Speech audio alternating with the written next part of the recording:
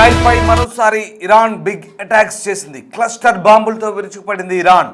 అణుస్థావరాలపై దాడులతో ఇరాన్ ప్రతీకారం తీర్చుకుంది. నిన్న అర్ధరాత్రి నుంచి కూడా వరుసగా అటాక్స్ జరుగుతున్నాయి. మిసైళ్లు, రాకెట్స్తో ఇరాన్ విరుచుకుపడుతోంది. రమద్గాన్, తూర్పు టెల్ అవీవ్లో భీకర దాడులు చేసింది. దాడుల్లో పదుల సంఖ్యలో పౌరులు చనిపోయినట్టుగా తెలుస్తోంది. మిసైళ్ల దాడిని స్థానికులు వీడియో తీశారు. చాలా మిసైళ్లను ఇరాన్ చేసినటువంటి దాడులను ఇజ్రాయెల్ ఐరన్ డోమ్స్ అడ్డుకున్నాయి. టెల్ అవీవ్లో నిరంతరాయంగా సైరన్ల మోతం అవుతోంది. దీంతో జనం బంకర్లోకి పరుగులు తీశారు. ఇరాన్లో న్యూక్లియర్ స్థావరాలపై, అలాగే భారజల కేంద్రాలపై, ఉక్కు కర్మాగారాలపై దాడి చేసింది. దీనికి ప్రతిగా ఇరాన్ ప్రతిదాడులు చేస్తోంది. మరోవైపు నార్త్ ఇజ్రాయెల్పై హెజ్బుల్లా దాడులు చేస్తోంది. రాకెట్ లాంచర్లతో హెజ్బుల్లా విరుచుపడింది. దక్షిణ లెబనాన్పై దాడికి ప్రతీకారంగా హెజ్బుల్లా దాడులు చేసినట్టుగా తెలుస్తోంది. నిన్న కొండెన్ హెవీ వాటర్ ఫెసిలిటీ, అలాగే అర్ధకాన్ ఎల్లో కేక్ ఉత్పత్తి ప్లాంట్పై ఇజ్రాయెల్ దాడి చేసింది. ఈ దాడిలో పూర్తిగా అణు ధార్మిక కేంద్రాలు, అలాగే ఉక్కు కర్మాగారాలపై ఇజ్రాయెల్ విరుచుకుపడింది. దీనికి ప్రతీకారంగా ఇరాన్ దాడులు చేసింది. ఇరాన్ దాడుల్లో టెల్ అవీవ్లో ఒకరు మృతి చెందినట్టుగా తెలుస్తోంది. అయితే మృతుల సంఖ్య ఎక్కువగానే ఉండొచ్చు అని తెలుస్తుంది. ప్రస్తుతానికైతే ఇజ్రాయెల్ ఒకరు మాత్రమే చనిపోయినట్టుగా ధృవీకరించింది. పదుల సంఖ్యలో గాయపడ్డట్టుగా ఇజ్రాయెల్ వైపు నుంచి సమాచారం అందుతోంది.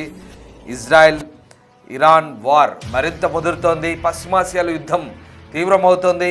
ఈ నేపథ్యంలో ఇజ్రాయెల్ వరుస దాడులు కొనసాగిస్తోంది. ఇరాన్పై విరుచుపడింది. ప్రధానంగా ఇరాన్లోని అణుభార జల కేంద్రంపై దాడి చేసింది, అలాగే ఉక్కు కర్మాగారాలపై దాడి చేసింది. దీంతో ఇరాన్ కూడా ప్రతీకార దాడులు చేసింది.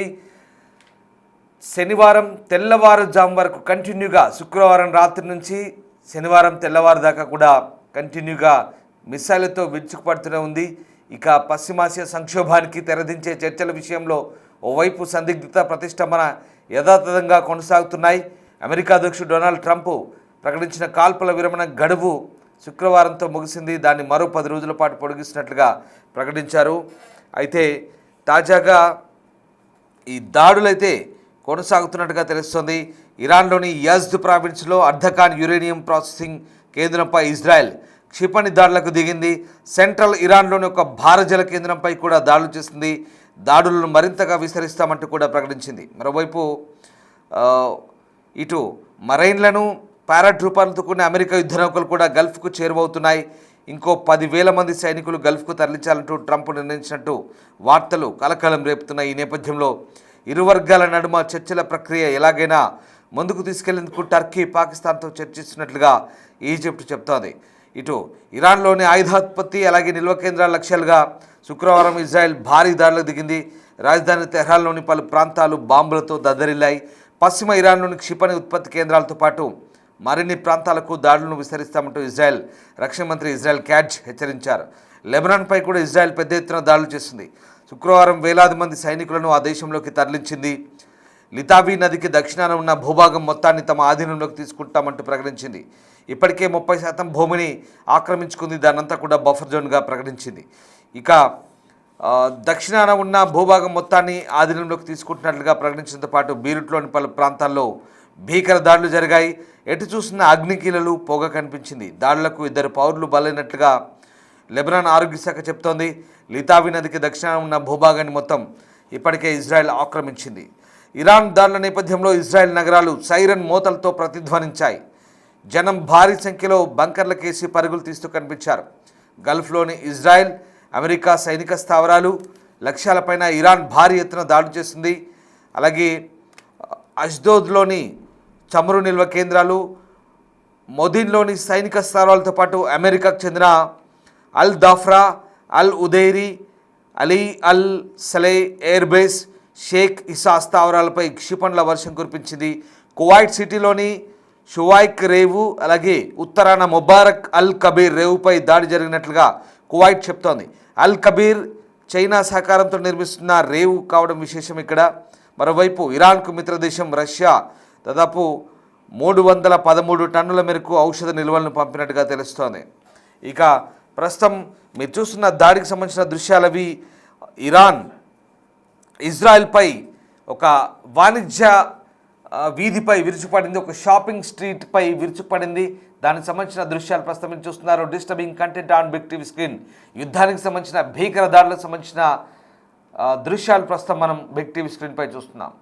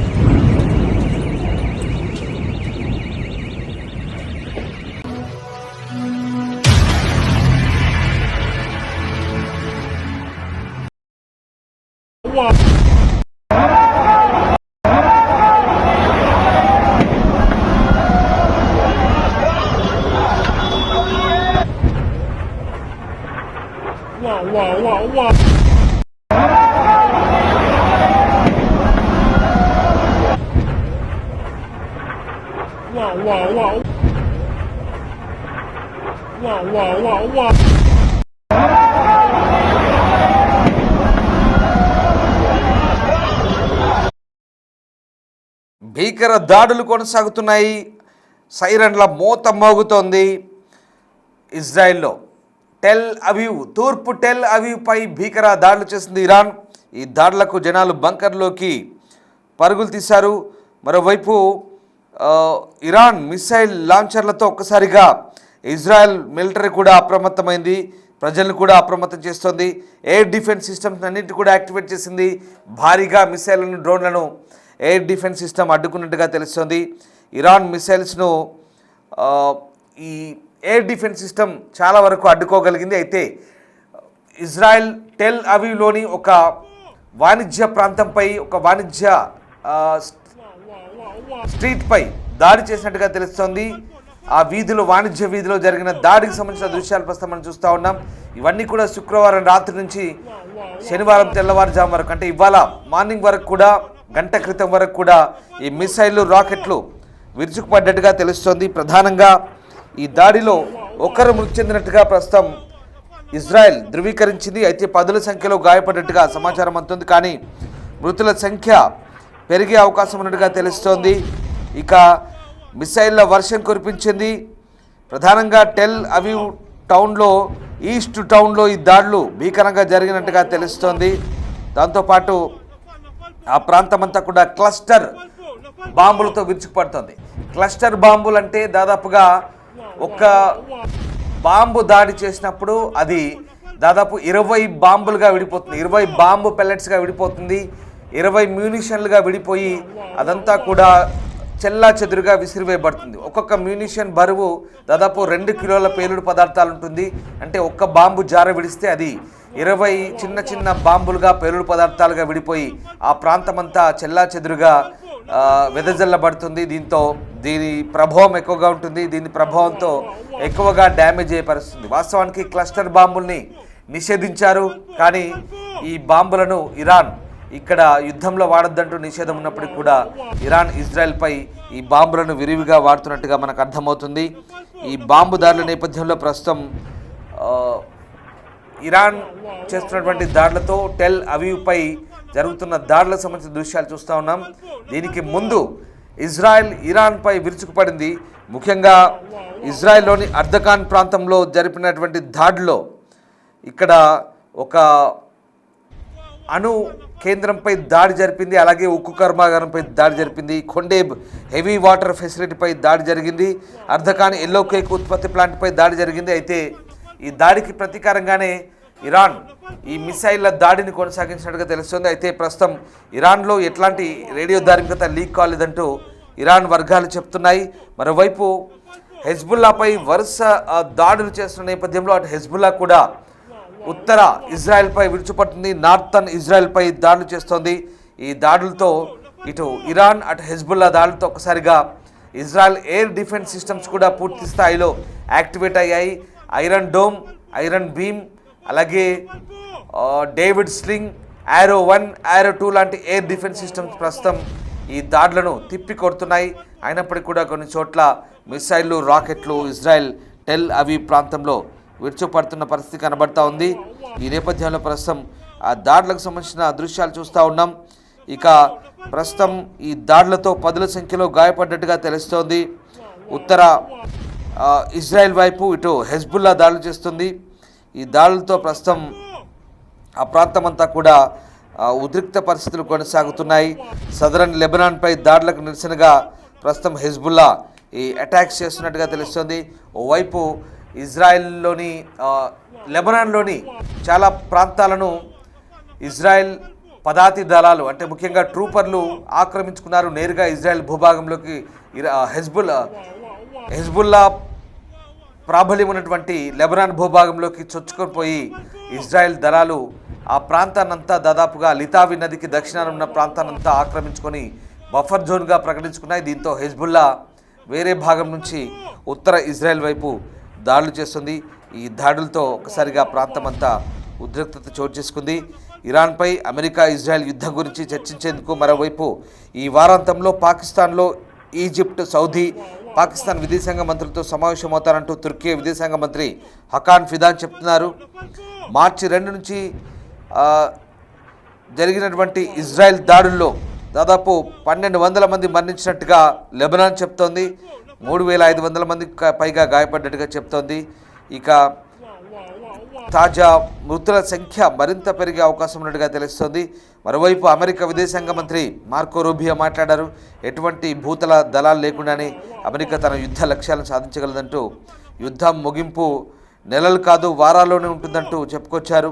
మొత్తం మీద భారీ దాడులు, ప్రతి దాడులతో ప్రస్తుతం ఈ భీకరంగా కనిపిస్తోంది. ఈ ప్రాంతం అంతా కూడా అల్లకల్లోలంగా మారుతున్న పరిస్థితి కనబడతా ఉంది.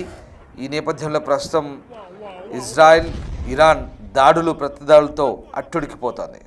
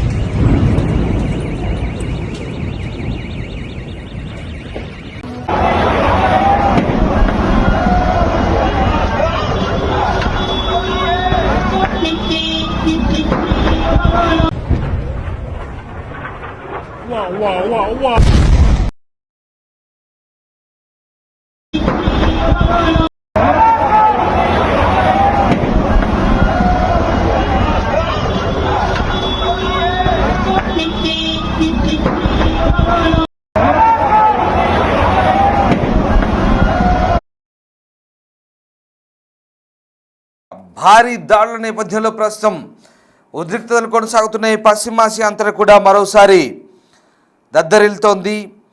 మరోవైపు కాల్పుల విరమణ గడువును డొనాల్డ్ ట్రంప్ పెంచినప్పటికీ కూడా పశ్చిమాసియా సంక్షోభం ఇంకా కొనసాగుతుంది. ఓవైపు కాల్పులకు సంబంధించినటువంటి విరమణ సంబంధించినటువంటి చర్చలు జరుగుతుంటే మరోవైపు దాడులు, ప్రతి దాడులతో దద్దరిల్తున్న పరిస్థితి కనబడతా ఉంది. ఇరాన్లోని యజ్ద్ ప్రావిన్స్లో అర్ధకాన్ యురేనియం ప్రాసెసింగ్ యూనిట్పై ఇజ్రాయెల్ క్షిపణి దాడులకు నేపథ్యంలో ప్రస్తుతం ఇరాన్ కూడా ప్రతీకార దాడులు చేస్తుంది. సెంట్రల్ ఇరాన్లోని ఒక భారజల కేంద్రంపై దాడులు కూడా చేసిన నేపథ్యంలో ప్రస్తుతం ఇక భీకర దాడులు కొనసాగుతున్నాయి. ఇప్పటి వరకు జరిపినటువంటి దాడులకు సంబంధించి తాజాగా సమాచారం అందుతోంది. ఇక ప్రస్తుతం ఇజ్రాయెల్ జరిపిన దాడుల్లో అటు లెబనాన్లో ప్రధానంగా ఎలైట్ రద్వాన్ ఫోర్స్ సంబంధించినటువంటి హెజ్బుల్లా కమాండర్స్ 400 మంది చనిపోయినట్టుగా తెలుస్తుంది. కేవలం 24 గంటల వ్యవధిలో జరిపిన ఈ దాడుల్లో వాళ్ళందరినీ కూడా వేటాడి చంపినట్టుగా తెలుస్తోంది.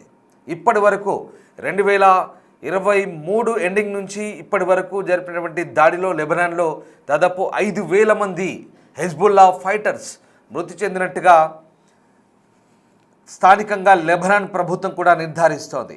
మరోవైపు అంతర్జాతీయ మీడియా సంస్థలైనటువంటి న్యూస్ ఏజెన్సీలైనటువంటి రాయిటర్స్కి స్వయంగా హెజ్బుల్లా వైపు నుంచే గత 48 గంటల్లో 400-500 మంది తమ ఫైటర్లు చనిపోయినట్టుగా నివేదికలు అందినట్టుగా తెలుస్తోంది. ఏకంగా దక్షిణ లెబనాన్ ప్రాంతాన్ని ఇజ్రాయెల్ ఆక్రమించుకొని ఆ ప్రాంతంలో తిష్టవేసి బఫర్ జోన్గా ప్రకటించుకుందంటే పరిస్థితి ఎక్కడి దాకా వెళ్ళిందో అర్థం చేసుకోవచ్చు. మరోవైపు యాజ్ద్ ప్రావిన్స్లో జరిపిన దాడికి ప్రతీకారంగానే ఇరాన్ ఈ ప్రతీకార దాడులు చేసినట్టుగా తెలుస్తోంది. ప్రస్తుతానికి టెల్ అవీవ్ అంతా కూడా ఎయిర్ డిఫెన్స్ సిస్టమ్స్ అన్ని కూడా పూర్తి స్థాయిలో యాక్టివేట్ అయ్యాయి. మొత్తం మీద దాడులు ప్రతిదాడులు. ఇజ్రాయెల్ అక్కడి అణుక్షేత్రాలపై దాడి చేస్తుంది, ఉక్కు కర్మాగారాలపై దాడి చేస్తుంది. దానికి ప్రతిగా ఇరాన్ దాడి చేస్తుంది. సో ఇక్కడ దాడులు ప్రతిదాడులతో పశ్చిమాసియా అంతా కూడా దద్దరిల్లుతోంది. ఇవన్నీ కూడా కేవలం శుక్రవారం సాయంత్రం రాత్రి నుంచి అలాగే ఇవాళ శనివారం అంటే ఇప్పటి వరకు గంట క్రితం వరకు శనివారం ఉదయం వరకు జరిపిన దాడులకు సంబంధించిన తాజా దృశ్యాలే. ఈ రాత్రిపూట తెల్లవారే వరకు కూడా ఇంత భీకరమైన దాడులు ప్రతిదాడులు రెండు వైపులా కొనసాగుతున్నాయి. అయితే ఈ దాడులతో భారీగా ఆస్తి నష్టం జరిగింది. టెల్ అవీవ్లోని ఒక తూర్పు ప్రాంతంతో పాటు వాణిజ్య వీధులు అలాగే షాపింగ్ స్ట్రీట్లో జరిపిన దాడిలో కూడా ఒకరు చనిపోయినట్టుగా తెలుస్తుంది. ప్రస్తుతం భీకరంగా దాడులు జరిగాయి, ఆస్తి నష్టం కూడా జరిగినట్టు తెలుస్తుంది. ప్రస్తుతం అక్కడ రెస్క్యూ కొనసాగుతోంది.